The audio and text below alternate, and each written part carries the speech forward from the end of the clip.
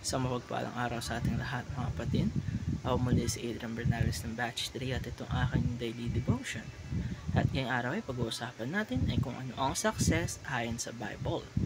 At ang ating Bible verse ay mula sa Joshua chapter 1 verse 8.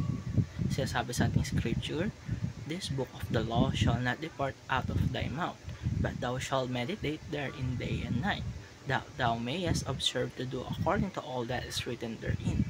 For then thou shalt make thy way prosperous, and then thou shalt have good success." Kaya mga kapatid, kapag ating naririnig ang salitang success, madalas na naisip agad natin ay pera, material na bagay, o kaya mataas na posisyon sa trabaho o mataas na antas na buhay. Pero ayon sa Biblia mga kapatid, ibang definition ng tunay na tagumpay. Ang success na tinutukoy ng Diyos ay hindi pananadalian, kundi eternal at may kaugnayan sa ating pagsunod sa kanyang salita. Ang scripture naman, ang banal na kasulatan, ay mismo salita ng Diyos na isinusulat at ibinigay sa ating bilang gabay. Ito ay isang God-breathed, infallible at inerrant.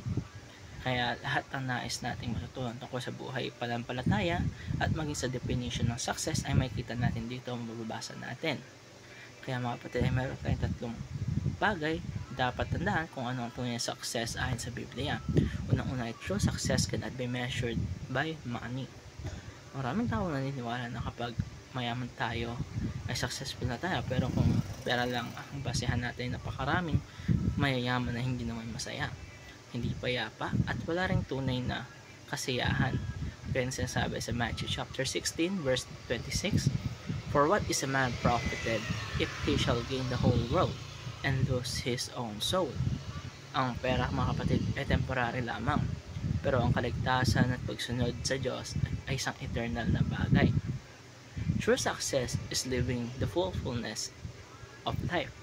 Sabi sa John chapter 10 verse 10, si Jesus ay naparito upang tayo magkaroon ng buhay and have it more abundantly. Ibig sabihin, ang success ay hindi lang sa material na bagay, kundi sa pagkakaroon ng meaningful relationships.